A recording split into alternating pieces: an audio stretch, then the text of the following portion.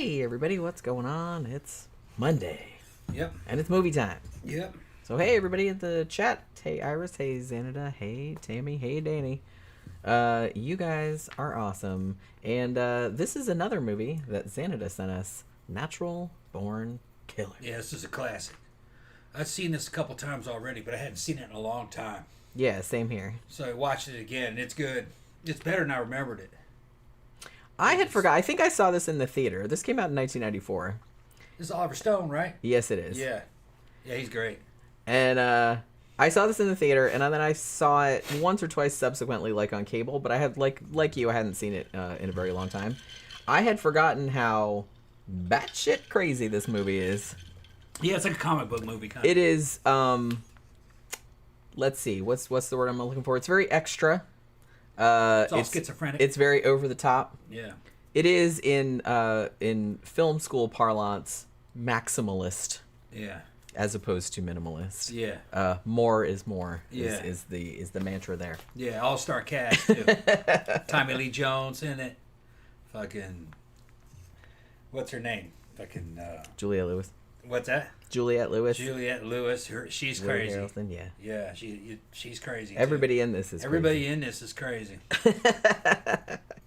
It's funny that watching it, I was thinking that, this is kind of like a Tarantino movie, and it turned out, I was thinking that, and then Jenny says, oh yeah, this is written by, yeah. The script was written by Although, by Tarantino. He didn't like it, though. Well, yeah, what ended up happening with that was that Quentin Tarantino, you have to think, this movie came out in 94. Pulp Fiction also came out in 94. So Quentin Tarantino, he'd made Reservoir Dogs, yeah. But he wasn't like a big name like he is now. So he was still like selling screenplays around is what he was doing. So he had written the screenplay for Natural Born Killers. He ended up selling it to these two producers for like 10 grand. And then those two producers in turn sold it to Warner Brothers, at which point Oliver Stone got interested in it. But Oliver Stone, as well as two other guys that worked on the movie, they kind of rewrote it. I believe, I haven't read, because I think maybe that Quentin Tarantino's script, you can buy it. He published it as a paperback, which actually, he wanted to do that back in the day, but they sued him to stop him from doing that. But he did eventually, he was eventually allowed to. So people have read it. They did keep a lot of the dialogue, but they kind of changed the focus and they kind of changed a lot of the style. I think that, as far as I could determine, I think that his original screenplay focused more on Wayne Gale's character and less on the killers. Right. Whereas Oliver Stone's version kind of focuses more on the killers, and then, the news guy kind of takes over. There are no good guys in this movie. Everyone is terrible. Aside from the Navajo shaman and his son, they were the only ones that were good, and they got killed. Yeah. Well, the boy tried didn't to help him. I don't that's think. Right. The boy yeah, the boy got away. The boy got away. Sure. Yeah, they killed him by accident. They didn't even mean to. He was trying to help. And that was the only thing they felt bad about it. Yeah, trying to exorcise them of their demons. Yeah. It's pretty cool. That was a cool scene. I mean, it's just, like I said, I had forgotten about how this movie is kind of like the 90s-est movie that to ever exist. You know what I mean? Yeah. Do you see what I'm saying? But it's still relevant nowadays. I don't think it's... I don't know. I feel like it's dated in some ways, but not really. I think its message is still relevant, but in the sense that everything was kinetic and like extreme and like over the top and even at the time it was like really, really controversial. Yeah, the movie has cartoon sequences, a lot of commercials. Some segments are done as a sitcom. Especially like flashbacks. It's just there's all these different styles, and then there's a big element of TV. There's a TV producer in it, played by what's his name? Robert Downey Jr. Robert Downey Jr. was great in this. All right, I really like him. He was always great. He was great. He was young and he was crazy too. Back when he was crazy, he thought he was gay. Remember that? Remember he was gay for a little while. It was just fucking funny. But drugs, he's something else. Drugs are a hell of a drug. Yeah, drugs are a hell of a drug.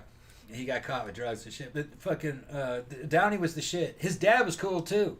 His dad had one of the most outrageous talk shows of all fucking times. Which is one of the things that this movie is satirizing. Satirizing that too. I didn't think those two were related. Yeah, I think it's his son. It's his dad, isn't it? I didn't think they were related. I thought it was. Maybe not. But Somebody correct me if I'm wrong, but I thought they just happened to have the same No, last I thought name. it was his dad, but maybe not. I grew up thinking that was his dad. But anyway, fucking. Now you got me questioning myself. We always thought that was his dad.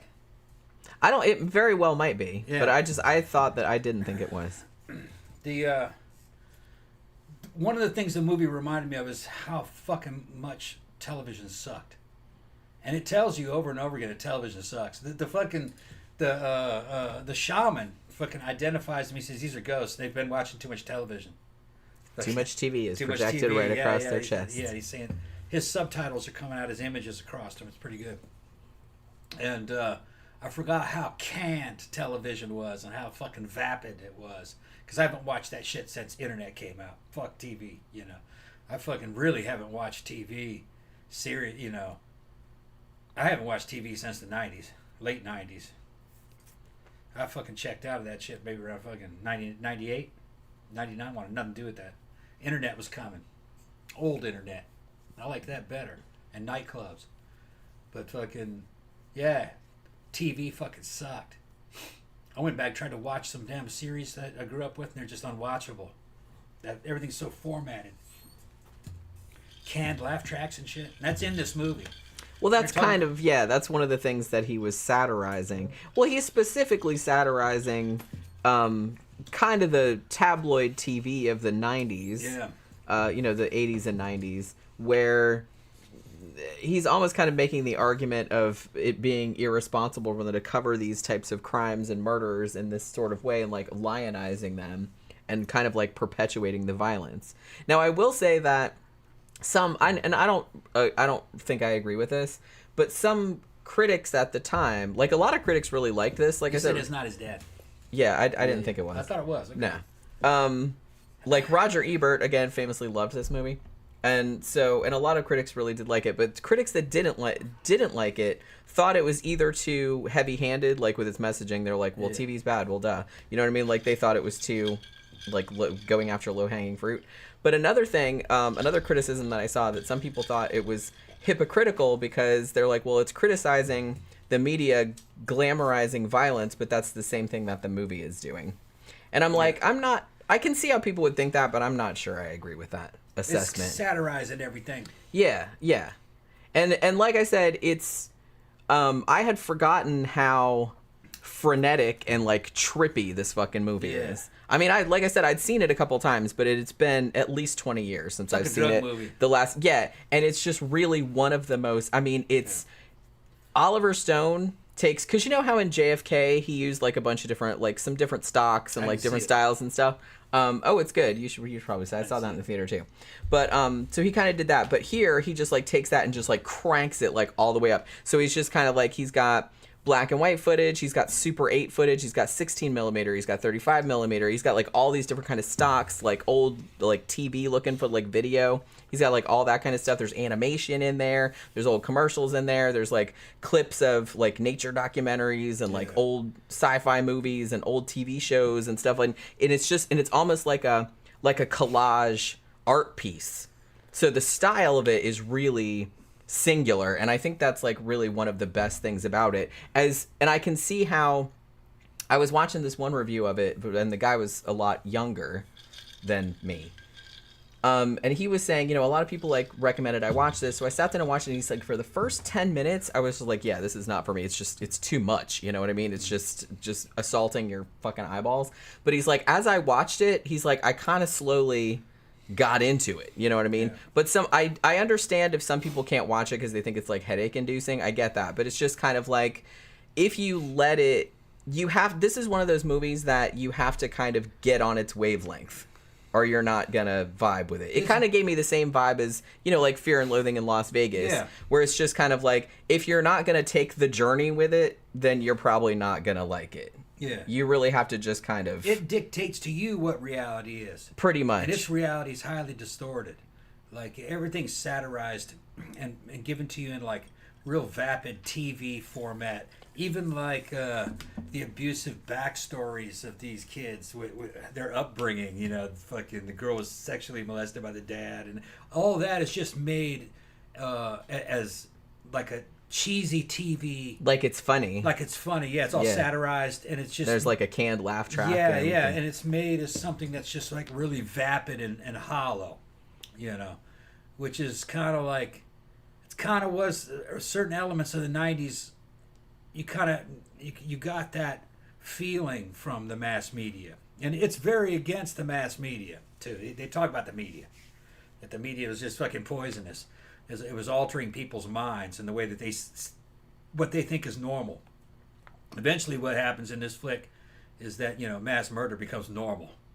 It just becomes fun, and to the people in the movie, even the television producer gets into it. Yeah. So everything is just fucking zero content, kind of like television. People are I think they're trying to say that the people are starting to mimic television. Well, the thing about it, like Oliver Stone got the idea, like I said, when he first bought the screenplay, his initial idea, which is crazy, and I don't even know how this would have worked out, but his initial idea was that this movie was just going to be a straight up like action flick about like Bonnie and Clyde. Yeah. Because that's one of his favorite movies. So he wanted to make like a modern day Bonnie and Clyde. It is that. Where it is that, but it's but the media thing, like the satirization of that kind of came about as he was like watching coverage of like the O.J. Simpson trial and like the Menendez brothers and the whole Tanya Harding thing. Yeah, they kind of put clips of that in there too. Yeah. But he was just kind of, so he got to thinking about, is this irresponsible, the way that the media is covering these crimes and the way like the public is eating it up. Yeah. And it's just like this terrible feedback loop of. It's like junk food to them. Right. Of just of people's. Right. And it's becoming like normalized. Right. Normal, and it's fucking kitschy and fucking vapid, real shallow. Yeah. It's making people real shallow, which I thought it was fucking. I think it's a masterpiece at that. I don't know. Maybe you had to grow up during those times to understand it, but I guess it probably still applies today. Social media might be doing that to just in a different way. And I've heard, and that one of the extras on the thing is, and I don't know if this is on the one that Xánada sent us or if it's just on the 4K, but there's supposedly a thing on there. There's a little documentary about how would this movie play out nowadays, like in the 2024 like social media. Yeah. Would it play out the same or would it play out differently? And it's just kind of like, I don't know. I think, like I said, I think in some ways, because the era of tabloid TV, I don't even know if that's gone away, though. Like, it's not exactly the same as it was in the 80s and the 90s, because Robert Downey Jr.'s character, I mean, they even based, when he's in the prison at the end and he's interviewing Woody Harrelson, like, Mickey Knox, when he's interviewing that character, that was specifically based on Geraldo Rivera interviewing Charles Manson. Yeah. Like, the way that he asked the questions and the kind of questions that he asked are kind of based on that. So, I don't know. In some ways, a lot of that stuff has gravitated to the internet, so I don't think it's that much different. I don't know if it would play out that much different nowadays. I like the producer's just total disrespect for his audience too. Like the Woody Harrelson, his character, the mass murderer guy, says some fucking, I don't know, it's kind of vapid shit, but it sounded cool on television. And after they cut to break, fucking the producer's like, it was great. Every moron on the planet heard you say that. Right. And it's like, yeah. That shit was dumbing people down. Most people watching this shit were more. Yeah, I mean, it was cynical for him to say that, but he wasn't wrong. No, he wasn't wrong. This is the way it was. Yeah. Right. Everything was just low information, very superficial. You could have an hour-long program and not find anything out, and not have any deep discussion about anything, because everything has to be done in small takes, and it's all at like the 4th grade level. They can't get into anything deep. You'll lose because they want as many eyeballs on it as possible, so they have to like aim for the lowest common denominator. Which, like I said, I don't think that's that's a real controversial thing to say, but that's the way it was. But that's kind of like, if you wanted anything intelligence, you had to go on PBS and watch fucking nature programs and shit like that, or fucking classic shit from England or something, fucking Shakespeare. Yeah, Xánada said Tommy Lee Jones was great in this. His Two-Face character in Batman was similar to this. Yeah, he just went way over the top. They did his hair kind of in waves. He's almost like a cartoon character. Like he said, but everybody in this is kind of like a cartoon character. Everybody's just like I said, just like cranked up to the max. You know what I mean? He's supposed to be from Texas, right? I guess his mom was from Texas. He's playing a Southern character, and he's just cracker as fuck. He's the prison warden, and he's retro. He would have been retro even in the 90s. Yeah, he was like something you'd see in the 60s, which those guys were still around. They weren't quite as young as him. They were older than him at that time, but he still did a great fucking job. There had to have been some of them out there. Hair fucked up, fucking eyebrows pointed and shit. And he's just fucking running around being preachy. He's fucking super amped up like he's on several lines of coke, which he probably was. I think a lot of people were on coke when they made this movie. This is a very coked up movie. Yeah, everybody's just fucking bouncing off the walls. I had forgotten. Chewing up the fucking scenery. But like I said, that was a deliberate directorial choice. Everything was supposed to be like super over the top, like as satirical. Yeah. And they did a good job of that. Yeah. That's for sure. Well, like I said, I had forgotten how fucking crazy this movie is. Like what a... It kind of reminded me, and I had forgotten that it did this, but it did kind of remind me of Fear and Loathing in Las Vegas. It's crazier than that, though. But because it's like super amped, and there's just like all this imagery, like you just assaulting your senses, like at all times, just like sound and pictures, and it's just walloping you like at all times. In Fear and Loathing, it's all distorted because you're watching characters under the influence of drugs. And it's filmed in a way like you're also under the influence with them. This one's filmed like sometimes they're under the influence of drugs, other times they're just under the influence of fucking psychopathy. They're just fucking psychopaths. Yeah, so everything's fucking twisted from the psychopath point of view. Right, because some of the things, and I think particularly in the first part of the film, because it's kind of, I feel like the film's kind of in two parts. Like the first part where Mickey and Mallory are on their killing spree, and then, at about the midpoint they get caught, and then it becomes like a prison film, and there's like a prison riot and shit like that where they escape at the end. But it's just kind of like during the first part of the movie, it's almost like kind of like a road trip movie, but there's one thing that I noticed on this viewing that I don't think I picked up on the previous times that I watched it, was that when it switches from color to black and white, when you're seeing it in black and white, that's supposed to be how Mickey and Mallory are perceiving it. Okay. And if it's in color, that's like reality. That's like objective reality, kind of. You know what I mean? Even though I don't really know if there is any objective reality in this movie. I don't remember it ever being black and white. No, there's lots of scenes of black and white. I didn't notice it, I guess. You really didn't notice? Yeah. Are you colorblind? No. Oh, okay. I just didn't notice it. Yeah, there's a lot of black and white. It switches back. And even like in the first scene where they're in that diner and those two rednecks start fucking with her and she just like starts beating the crap out of them and then they shoot everybody, it switches back and forth a lot, like from color to black and white. I didn't even notice. Yeah, that's funny. Yeah. No.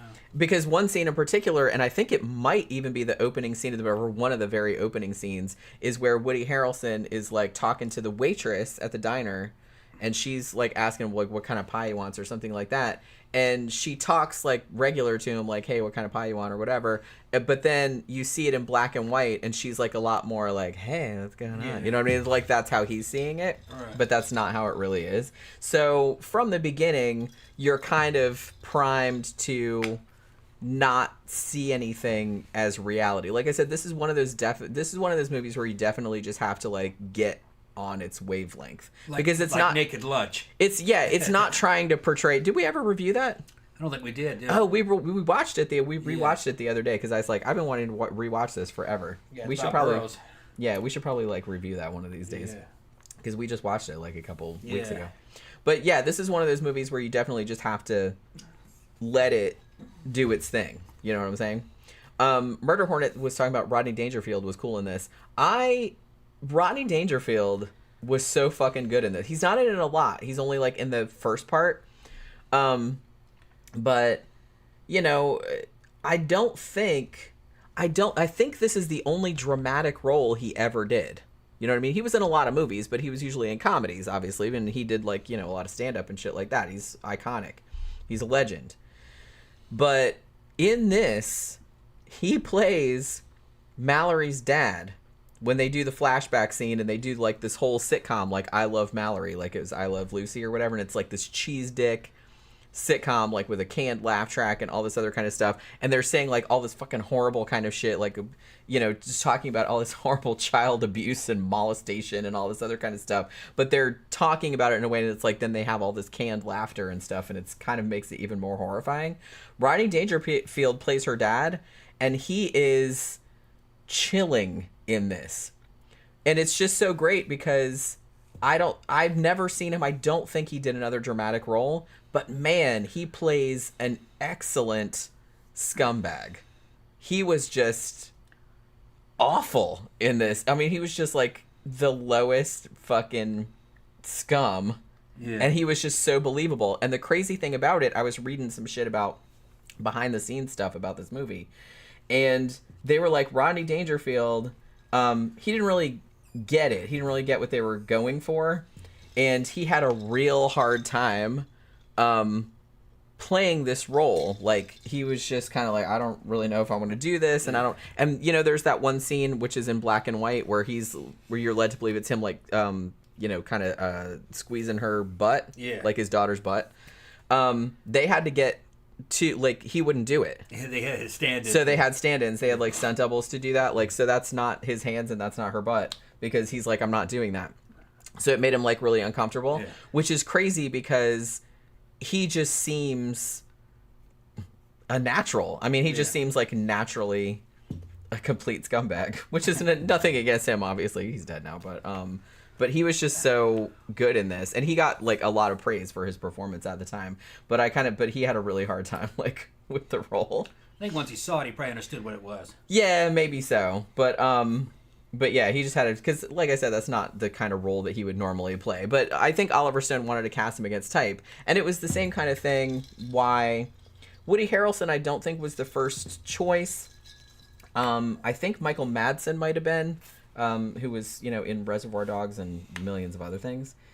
But I think Oliver Stone liked Woody Harrelson. Now, Woody Harrelson had been, prior to this, I think he'd been in Indecent Proposal, which was like a dramatic role. Yeah. But prior to that, he had only been Woody on Cheers. So he was like a funny, like a dumb guy, you know, like a funny dumb guy. Well, I think everyone was kind of typed against cast, the main ones. Yeah, kinda. Pretty much. Well, not so much Tommy Lee Jones and stuff, but... Yeah, this was kind of like normal. But yeah, well, Woody Harrelson, I think this was his first... Yeah, he was supposed to be a comedian. Yeah, he was mainly a comedian, right. And so, and I think Oliver Stone, one of the things that he said was that he wanted Woody because he's like, there's something...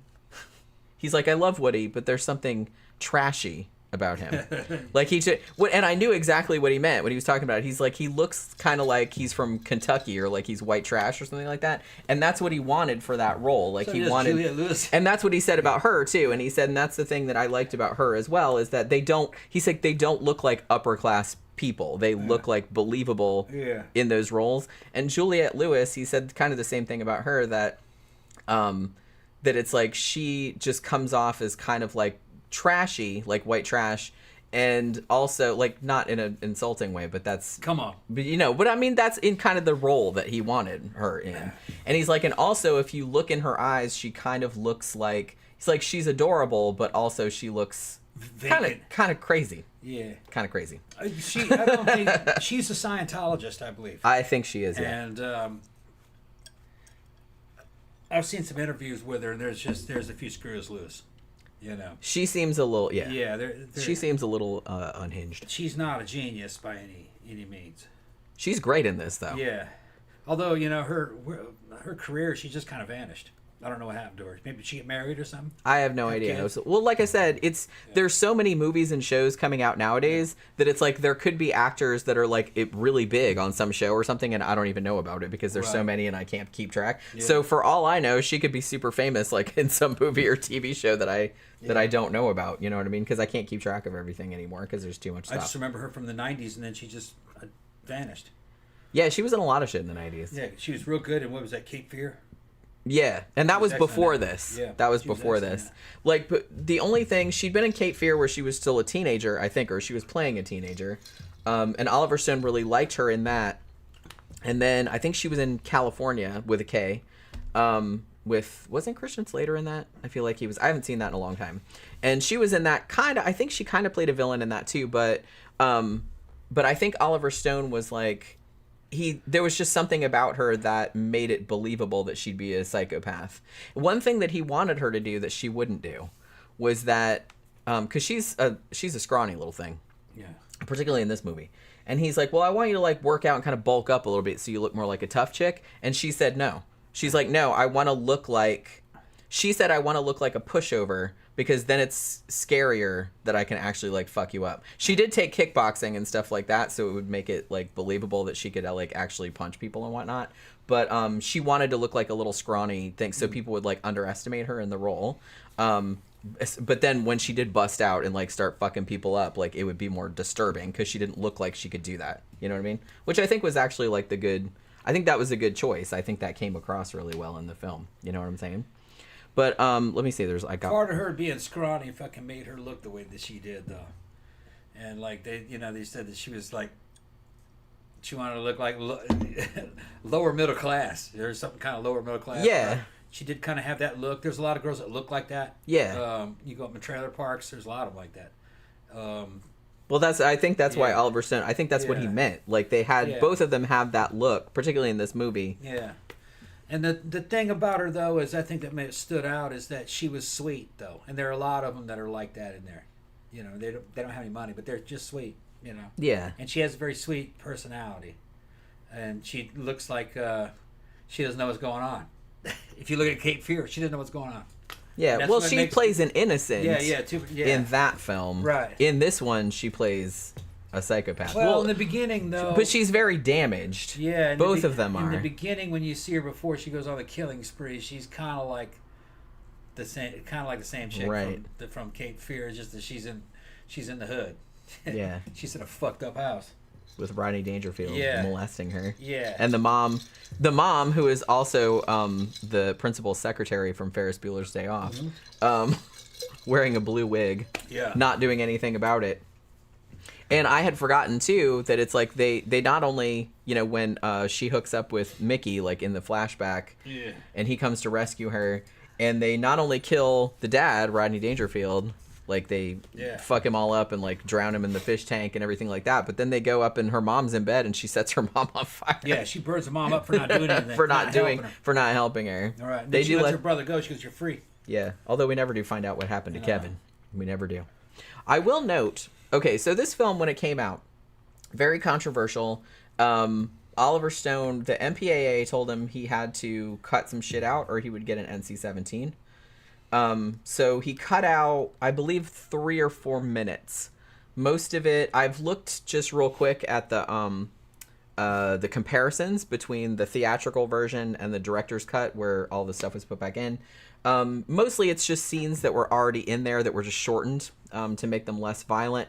However, during the prison riot, there was a lot of stuff that was taken out. I think like one prisoner was like hanged, and then one prisoner had his throat cut like pretty graphically. And they don't show this in the theatrical cut, but Tommy Lee Jones, the the warden, when he gets pulled down by all the prisoners, in the director's cut, they show him he basically gets torn apart and like his head's like up on a pike and stuff like that. They didn't show that. And also the scene where Tom Sizemore's character, the detective, when he kills that prostitute, Pinky, she's topless in the director's cut, but not in the theatrical. In the theatrical, she has a bra on. Yeah. What's his name? Murder Hornet said that the little boy wasn't her brother, it was her son. Now the dad made. Now he did say that, but we were sitting there going, couldn't have been because the math doesn't work. They were both too young. Yeah. That means that she would have had to give birth to him when she was 6. Yeah, it's like these girls don't have periods that early. No. Come on now. So he just said something sideways, and the little boy said, "What? That's my mom?" But it couldn't have been. Yeah, that's what we were thinking, because they did kind of imply that, like in the sitcom version. Because she's supposed to be maybe 16, 17. Yeah. And that boy's at least 9 or 10. Maybe 11. So she would have been 7, would she? Yeah, it's like, no, that couldn't be. No. Yeah, Xánada said, I sent you guys the director's cut. Okay, But here's what ended up happening. We weren't able to watch it So we started watching the disc that you sent. last night. Last night on the Xbox, because we have an Xbox hooked up to our smart TV. About a third of the way through the movie, maybe not even, maybe a quarter of the way through the movie, we hear this loud pop. Yep. And the Xbox went completely dead. Yep. And we were like, uh-oh, what just happened? Turns out the power brick for the Xbox fucking went out. Which thankfully that's all it was, because that was only a $26 fix instead of the whole thing. So I bought an aftermarket when it arrived today. Yeah, so we actually were not able to finish the disc last night. So what we did was we went over to Amazon Prime and rented it for $3 or whatever, so we could watch the rest of it, so we could talk about it. Laptop. So we had to watch it on the laptop because the fucking Xbox was dead. Had we watched it a couple days earlier, we would have had time, but. We had to get it watched for this show, for this live stream. So we just had to rent it. So we only saw about the first 1/3 of the director's cut. And then the Xbox just suddenly went. Yep. And then it just went off. Sound like a 22 going off. Yeah, it made a really loud pop sound. And I was like, oh, that's not good. So I went online and it says that Xbox popped and fucking won't come on. There's a fucking 1,000 guys go, yeah. They're like, yeah, we had that happen too. And I was like, well, okay, it's not just us. The little power brick that fucking went out. Yeah. But I mean, to be fair, we've had that Xbox One for a very, very long time. So I was just happy. Like, Tom went on Amazon and he's like, "Oh, it's only $26. It'll be here tomorrow." Yeah, and aftermarket one. And like a couple hours ago, it came to the door and he hooked it up and it's like, "Oh, it's working." And I was just Speaking like, "Okay." of, we got to do a shout out. Yes, we have to do another shout out because we already shouted out Xánada for sending us this movie, but we got a letter today, and she doesn't want her name said, I guess. So I'm not going to say it, but because she just signed it Calexico Mom. But she sent us this really nice letter. Basically, I'm just going to paraphrase, just saying she's not maybe the regular kind of listener, but she's a big fan and she likes to listen to the show like after her kids have gone to school and everything like that. She said, she's like, I don't have any social media, so I wanted to just send you guys something, for all of the work you do. And she sent us $100 gift card, Visa gift card. Visa gift card. And I was just kind of like, that is so awesome. That is so sweet. So thank you so much, Calexico Mom. And she had 5 or 6 requests that we're going to She did, yeah. Now the thing about it, I will say, some of the requests, like an American Haunting, that's a great flick. I don't think we've reviewed it, but it's really good. Sleepers, which I don't think I've seen. Exorcism of Emily Rose, that is a great movie. You would probably like it, but I don't think we reviewed it. One of the other recommendations is Unit 731, which I think we did a show about. Didn't we do a show about that? That Japanese. Oh yeah. I'm pretty sure we did that. That somewhere. Like, we've done so many shows. It's like I'm pretty sure we did a show about that. I'm going to go back and do one just on that, because I think 731 was on a variety show, wasn't it? No, I don't think so. Okay. No. Victoria Park Treasure. She also. Death to Smoochie, that was another movie she wanted us to do, which I haven't seen in a million years, but I remember that being pretty funny. The Lady in White, I'm pretty sure I did a review of that not last Halloween, but the Halloween before. Because if you remember, like, on my Flickers of Fear series, I did like a whole week of like Halloween horror movies, and I'm pretty sure one of them was The Lady in White. So I think we've already done, or I already did a review of that. Enrique Kiki Camarena, that is actually in our topic list already. We just haven't got around to doing it yet.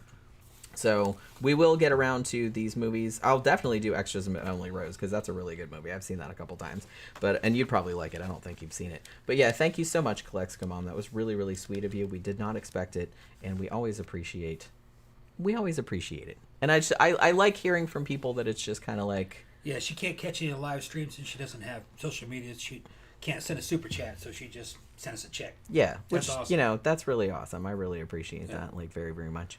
So, one of the things I wanted to say too when we were talking about Natural Born Killers, like, there's not only like the theatrical cut and the director's cut, but there is also an alternate ending, which was not used. Now, if you've seen the movie, spoiler alert, at the end of the movie, essentially Mickey and Mallory get away with it. I mean, they kill Robert Downey Jr.'s character. They just like blow him away, making a statement like, fuck the media or whatever. So they kill him, and then they get away, and then they just show them later in like an RV, and they have a bunch of kids, and she's pregnant again, and it's supposed to be this big happy thing. That's so they the ending we saw. Yeah, so they got away with it. Well, the alternate ending, which isn't in the director's cut either, but they shot an alternate ending, they just didn't use it. Now, if you remember in the theatrical cut and the director's cut, as far as I'm aware, there was a guy named Owen who helped them escape from the prison, and like you don't see him afterward. What I didn't notice was that at the very, very beginning of the movie, in the diner scene where they kill everybody, that dude shows up in one of the booths and then disappears, like he's a ghost or something. Okay. So he shows up again at the end of the movie, and basically he just says, I'll help you get out, like just take me with you. Now, in the theatrical cut and the director's cut, he just kind of disappears after some point. Like everybody pretty much gets killed, but they bust out. But they bust out and with Robert Downey Jr., and then they kill him, and then they go off on their own merry way. In the alternate ending, Owen goes with them when they leave, but he ends up killing them, both of them. And I was reading earlier a Reddit thread, and people were asking, well, do you think that the theatrical cut or director's cut ending where they get away with it is better, or do you think it would be better the alternate ending where Owen killed them? 95% of the people said they liked the theatrical cut better because they're like, the whole message of the movie, because it was a satire, was that they should get away with it. I mean, that was kind of the whole point. You know what I mean? So it's like, had they gotten killed at the end, it would have kind of gone back to that whole, bad people get their just desserts kind of thing, which is kind of like an older movie thing. And like Oliver Stone, he shot both endings, but then he was just like, well, I'm going to use the one where they get away with it because it was the 90s, bad guys got away with shit, and that's just what you did. And that kind of went well thematically with like the rest of the movie. You know what I mean? Because it wasn't really supposed to be realistic, and it wasn't supposed to be moralizing necessarily. And I think he thought maybe the alternate ending was too, like I said, was moralizing. It's like, oh, well, that was their karma, you know what I mean? Correct. They got karma in the end. But I kind of like the ending where they got away with it better. Not that I don't know. I just think the whole point of it was that their characters were glamorized. The movie was kind of glamorizing them, but it was also like satirizing the media that would glamorize people like that. Well, because they were clearly horrible people. Yeah, but he said that there was a demonic fucking undertone to it. Yeah, there was a demon in him, and that love could kill the demon. And that's kind of what ended up happening in the movie. The last person they killed was the TV producer. And they said they couldn't let him live. Right. He was going to be the last one. Said he was basically they're saying he was too dangerous. And he'd been killing people too. Yeah, that was another thing they were kind of satirizing. Is that he made all this money off. Yeah. His show was called American Maniacs. Yeah. And he made all of this money and fame like off of the backs of these horrible people. Yeah. But then in the end, he was trying to pretend he was better than them. Like especially during the interview where he's interviewing Mickey Knox, like, and he's like, "Well, I'm a good guy," and blah de blah. But which is the same thing that Geraldo Rivera was saying to Charles Manson. But then when push came to shove, when they were escaping from the prison, he totally joined in. He's like shooting at the cops and everything. Yeah, and he was killing people. Yeah. I've never felt so alive. Right. All kind of shit. And they shot him in the hand, and then he got shot in the ear, and everything. And fucking, he thought he had bonded with them, but no, they didn't like him. They said he did all that for shit for money, and it's funny. He tried to be all deep. He's trying to say an om before they fucking okay, go ahead and kill me then. They fucking. I mean, at least in the end, he just accepts his fate. Yeah. It still looked all shallow and shit. It did, yeah. He was just shallow. Fucking well, and I think that he's like, oh, well, he's going to be martyred because it was all on camera. Yeah. So I think he liked that idea. Yeah. So he's just like, but he was a murderer by that point. Well, yeah. He was shooting cops. I mean, I'm pretty sure that he shot some cops on the way out. Because he just joined right in. Yeah. So it's like, so that's kind of like. He loved it. And then, so it's kind of like that's kind of confirmed what Mickey Knox was saying during the interview, where it's like, he was saying that like everybody was guilty. Like there was no such thing as an innocent person. Which I don't, agree with that, but it's just kind of like that's in the context of the movie. That's kind of like the point they were making. Yeah, so he was the last one, and then love killed the demon, I guess. They didn't kill anymore, and they didn't kill any more people. Yeah, so you're led to believe. They just became family. Right, and drove around in an RV with like a whole bunch of kids wearing some crazy shit. And from the context of the movie, everybody they killed was all bad anyway. The cops were all bad. They didn't kill the warden, but that no, one the prisoners did, but you only saw that in prisoners you saw that in the director's Yeah, but cut, they though. didn't do it. And they That's also true. didn't have anything to do with the riot. They didn't cause it. Remember, the riot started because the TV went out. No, the riot started because of what Mickey Knox said. Oh, did he say it? Okay. Yeah. Okay. Like it stirred everybody up because they were all listening to it. Remember, Okay. and then like when I thought he the just TV said, "I'm a went out, natural and then born killer," and he was saying all this other kind of stuff, and everybody they were getting all like Riled they were up. getting all amped up Okay. by what he was saying on the interview because they were watching it because it was Okay. live. Remember, it was after the Super Yeah, Bowl. I didn't think that's what did it though. Yeah, that was in the context of the movie. That's what you're supposed to think that was what amped up. And fun fact, that was not only shot in a real prison, but a lot of those extras were real prisoners. Yeah. Were real like murderers and stuff. Yeah. Some of them were like actors, but they did get a lot of actual murderers, like prisoners and stuff, to be in that. It's a good flick. It is, and like I said, it's a polarizing movie for sure. Can we talk about the soundtrack for a minute? Because I think somebody brought that up earlier. Yeah, I had forgotten how that's how we're fucking awesome the soundtrack is of this. And I guess everybody thought the same because this soundtrack, despite having no radio hits or anything like that, went gold on its own merits, which should tell you something. So Trent Reznor, obviously of Nine Inch Nails fame, produced the soundtrack. So some of his stuff is on there. There's like a Nine Inch Nails song. I think Something I Can Never Have is on there, and maybe a couple other ones. And he wrote a song called Burn for this. But I like that he used a lot of quieter music. He uses a lot of Leonard Cohen in this, which I think is really awesome. I think there's 3 Leonard Cohen songs in it. And he also uses the Cowboy Junkies cover of the Velvet Underground's Sweet Jane, which is like this really, really quiet. I love that fucking song. That's a great cover. Actually, I had that whole Cowboy Junkies album, which was called the Trinity Sessions. It was recorded inside an abandoned church. Yeah. And it's got like this really big like open sound to it. It's like really good. So they use that, and I also love that it used L7's Shit List, which is my favorite L7 song. Uses that a couple times in there too. There's a bunch of other stuff in there too, but like the soundtrack of this is like really, really good.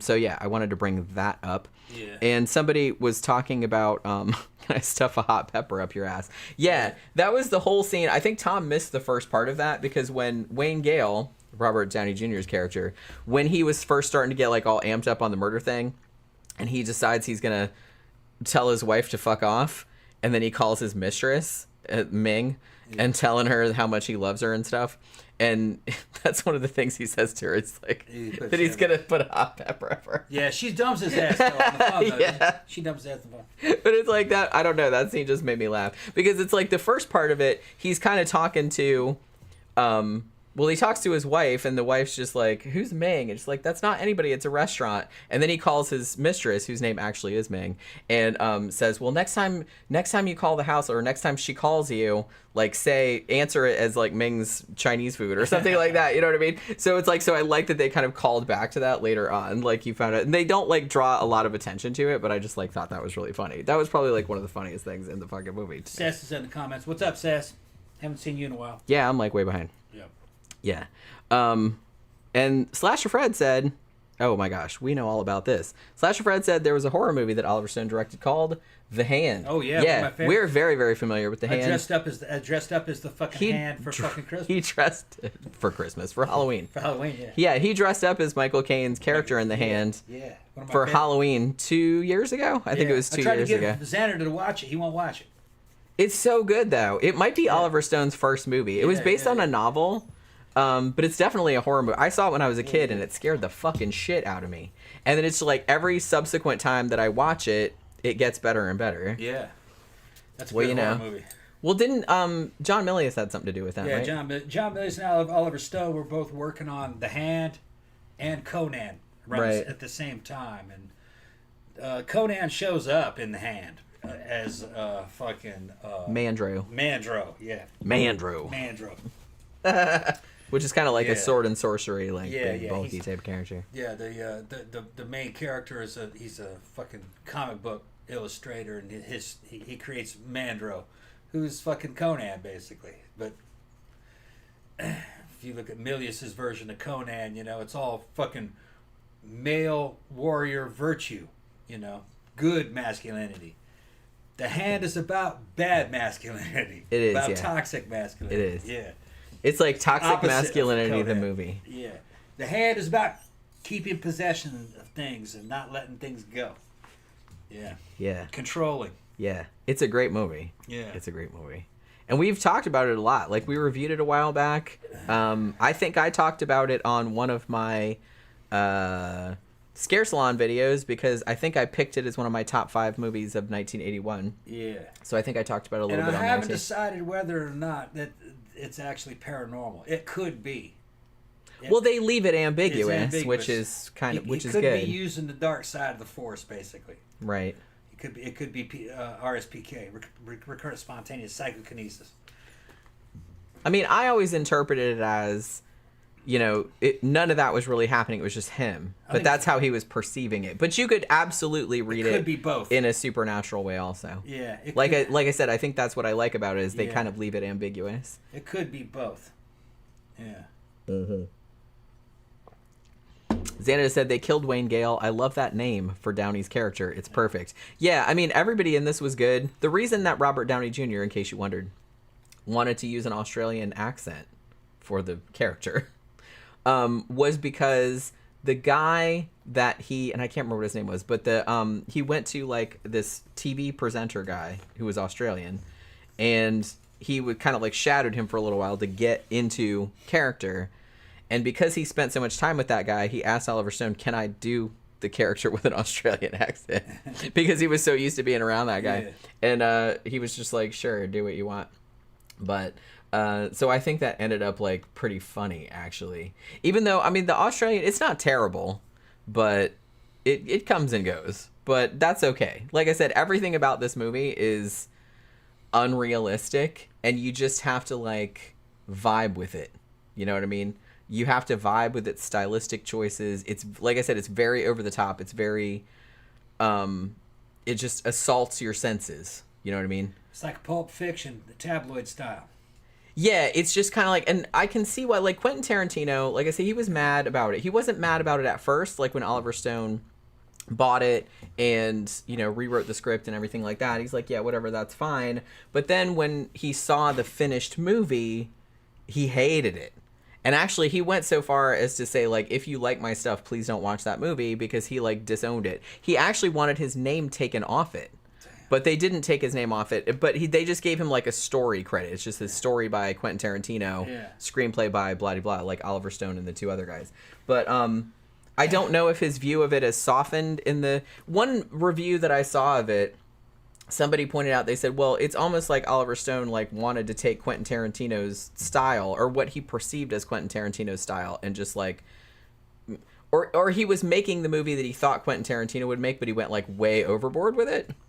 I don't know if that's the case. You can see a lot of Quentin Tarantino in this movie, but it's not exactly the same. This is not the movie that Quentin Tarantino would have made. I'm not 100% with Quentin Tarantino all the time. Some of his shit's real good, other stuff's not.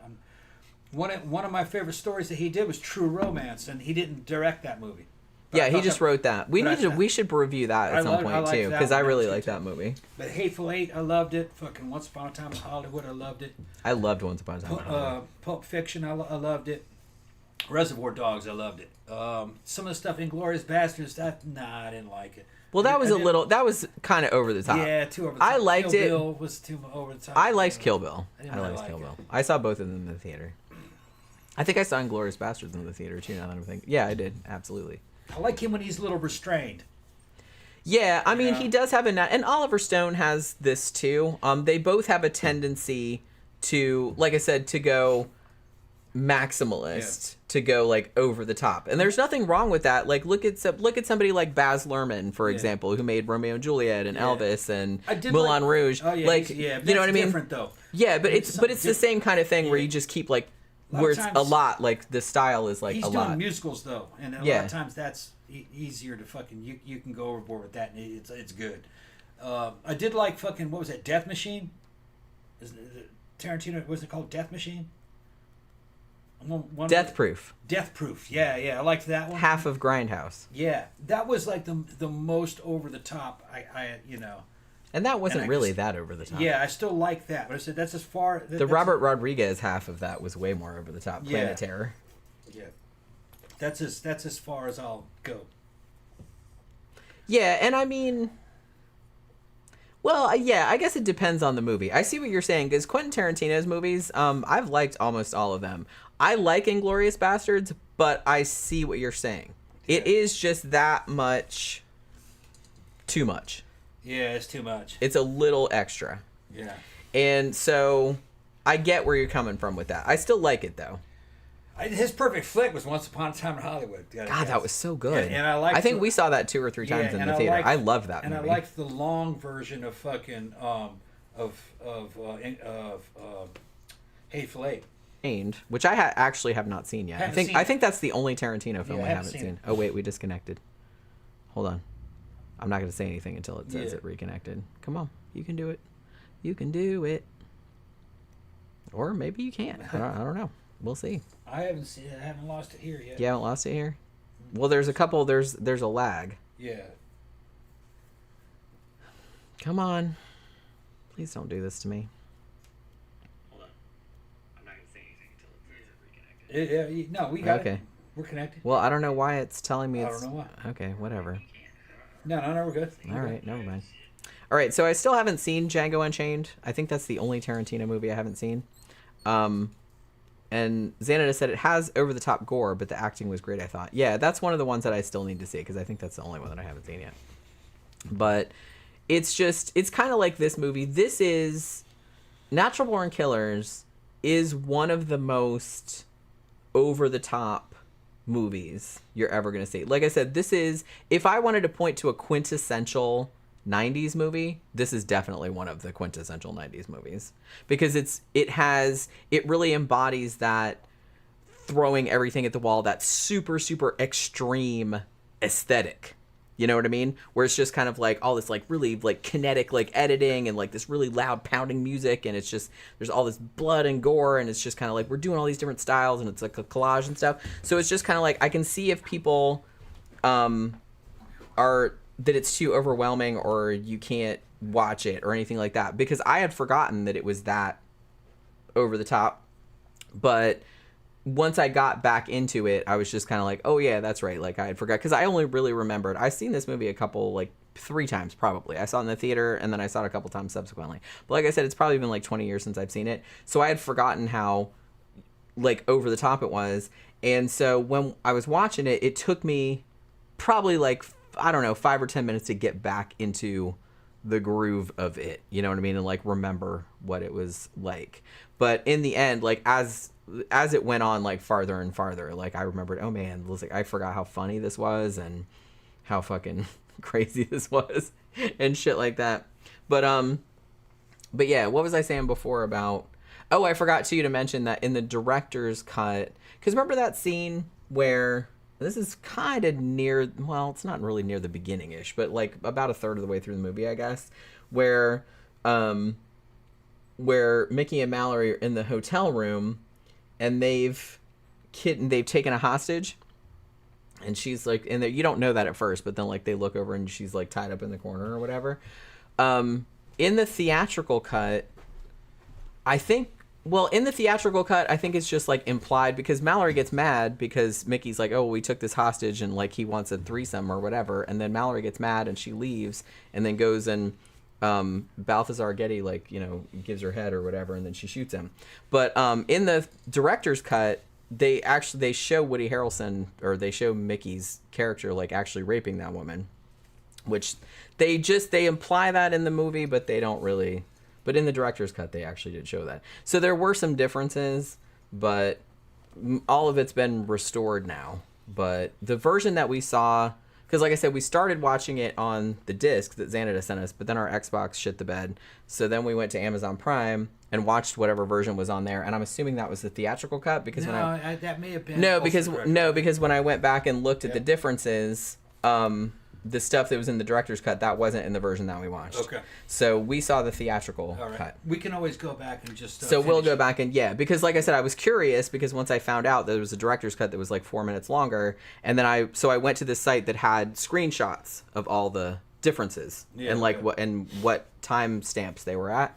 So I was curious. Most of it was just scenes that were already in there, but they just cut them shorter or cut out the more violence, because that was the main criticism, or the main thing that the MPA took issue with, was that we're going to give this an NC-17 because it's super, super violent. But the thing about it is that, and I think Xánada brought this up before, is that this movie maybe seemed a lot more violent in the 90s, but now it didn't seem all that violent to me. It's even not with violent, it's just disturbing. Yeah, even with all this stuff added back in, it's just Yeah. like I've seen way more. But I'm into horror movies, so I've seen way more violent than this. So it's like if people are shocked by the violence in this, it's just kind of like A lot of cruel shit happens and it's satirized. yeah, that's true. You know what I mean? That's like true. it's funny. So it could, I remember being disturbed by it in the 90s when I saw it. I saw it when it was new. Yeah, I did too. It's I like, saw man, it in this the is theater. I liked it then. I thought it was a wild flick. It is wild. It is. I didn't It know is what wild. to make of it that It much. is wild. Didn't really, I was in my 20s still, so I really didn't look that deeply into it. I was just, man, it was a wild ass flick, man. And then just moved on from it, Yeah. But it's a masterpiece, definitely. Yeah. It's a good movie. And I mean, this is probably one of the most coked up movies I've ever Yeah. seen. But that's not a criticism. That's actually, but it's a ride. It's got a lot of style. You just gotta like fucking hang on for the shit. You know what I mean? Yeah. And it's funny. Like if you have Yeah. like a really dark sense of humor, Yeah. it's actually quite funny. Yeah, the characters are funny. Yeah. And everyone is terrible. Everyone's a piece of shit. There's like Yeah, no. don't take it seriously. There's no good guys in this. Don't really. take the movie Except the seriously. only good guy in it is like the magical Native American character. Yeah. He's not So- in it for very long. And he's not in it for very long. No. Like he gets killed, was but the he only guy gets that was killed by kinda innocent. accident. He tried gets to killed help by them. accident. Yeah. He tried to exorcise them of their demons. Yeah. And, Because they seem to know deep down that they had that going on. Yeah. You know what I mean? Yeah. So, yeah, Camp Guy said Grindhouse was great. Yeah, I saw that in the theater too. I saw it the way it was meant to be seen, with the two halves, with all the trailers and all the stuff in the middle. Yeah. Like that was like super fun. I think somebody was saying that, asking if we had done Death Proof. I don't think we have. I think I have the damn steel book edition of Death We Proof. might, yeah. Somebody gave it to me. Like I said, they Fan sell it as separate movies nowadays, but I saw it as all one movie called Grindhouse. Okay. I saw Planet Terror was the first one that Robert Rodriguez did, Yeah. and then there was a whole bunch of fake trailers in the Okay. middle, and then there was Death Proof. It was shown as all one movie in the Okay. theater when I went to see it, and then subsequently they started selling it as two separate movies, which I don't really get, but okay. I mean, it is two separate movies, but I saw it as because they wanted it to be like an old school double feature, and so they wanted it to be projected just like it would have been back in the old days, Yeah. with two full movies and all the trailers and stuff in between. And that's how I saw it initially. Yeah. Slash Fred, in the original Grindhouse movie, which is the full movie, they do a parody trailer of the haunted house movies, which they call Don't. Yeah, that was my that was my favorite trailer out of all. Now, some of the trailers that they did in the middle, they actually turned into real actual movies later on, because I guess they thought the ideas were so good. But they still have not made a movie out of Don't, which that was my favorite trailer, from the whole thing. It was so fucking funny. Yeah, Sesby said, in the alternative ending, yeah, we mentioned this, they were murdered by the prisoner that helped them escape. Yeah, his name was Owen. And, yeah, like I said, I'm not sure I like that alternative ending, and I think I agree with Oliver Stone that it wouldn't have thematically fit in with the rest of the movie for them to get killed at the end. I think it was better for them to get, it was just better for them, for the character-wise, for them to get away. First Power 100 says Natural Born Killers and The Crow both came out in 1994 and had soundtracks packed with alternative and new wave music. Yeah, they did. Crow soundtrack was awesome. It's better than this one, actually, if you ask me, because it was more goth.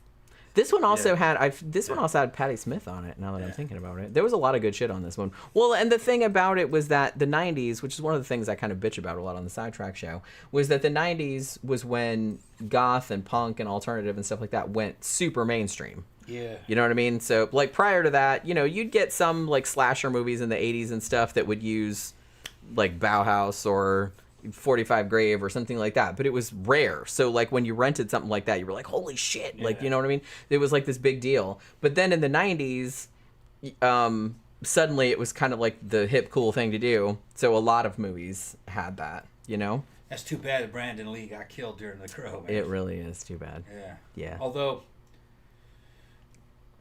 wouldn't have been in a sequel, because in the comic books, The Crow was a different guy every time. There's a dude returned from the dead to get revenge. Yeah, because it's kind of so not... it wouldn't have been Brandon Lee in the second one anyway. Right. But he should have gone on to do other movies. Quentin Tarantino would have had him in all kinds of movies. Yeah. Yeah. Xánada said Mortal Kombat movie from the 90s had a great soundtrack too. Lords of Acid. Holy crap, I just did a poster for Lords of Acid. They're coming to Tampa and Orlando. Oh, yeah, they got you doing sometime in the next, sometime in the next couple of months. It's one of the ugliest posters. Jenny's doing all the posters for all the fucking goth festivals. Well, pretty much, like I said, Absolution. any kind of goth industrial band or post-punk or anything like that, like if they're going to play in Tampa or Orlando, I usually did the poster. Yeah. And I just did the Lords of Acid one the other day. Yeah. Yeah, Xánada said Lords of Acid did several songs in that movie. I don't even remember. I think I saw that movie one time, but I don't really remember anything about it. I'll watch it again one of these days. We should go ahead and shut it down, Jim. Yeah, we're kind of hungry. yeah. We have not eaten a single thing. No, I ate a brownie. I ate one brownie all day today. Tom was working on the car all day. All day. Replaced the headliner. Yeah. Redid the headliner and everything. Fucking recovered. Looks fucking like a new car. It looks really Popped nice. all the fucking interior pieces out. Now I just gotta do put new speakers in the doors. I got them in the back. The new speakers are good. Got a good stereo going. Yeah, we got the got whole... a fucking touch screen. Turns out that stereo is not does not support video. This is the cheaper one. It just does audio and radio. But I can upgrade it later. Yeah, eventually. You know, to something that does video. I would get one that fucking can do video, and I want to be able to like have my own backgrounds and fucking screensavers and shit. Put Mercury logos on it or whatever. You know, pictures of me and you on the car. Danny says you guys did review Death Proof. We did? Okay, maybe we did. Well, we didn't do Planet Terror then. The other half of It's been a long time. We've reviewed so many. Yeah, it's the one with Kurt Russell, the stuntman Mike. You know what I mean? Yeah. Yeah. We haven't done Planet Terror though. That's for sure. Like the Robert Rodriguez one. So we'll get around to that one. That's right. We did do that. Yeah. Yeah, because somebody sent it to you, so obviously we did do it. I think it was the Steelbook edition. Yeah, it might have been. Now that I'm thinking about it. All right, so yeah, we're gonna wrap everything up. Thank you again, Xánada, for sending us Natural Born Killers. It was really cool to revisit it. I hadn't seen it in such a long time. Tomorrow, I'm probably gonna put up a Scare Salon video. I just did. It's almost an hour long. I finished it today.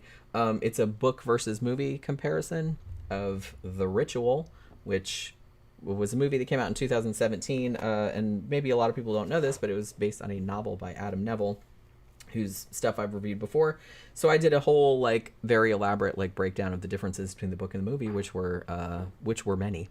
So I thought it came out good. So I'll probably put that up tomorrow. So look for that on my other channel, which is the Scare Salon.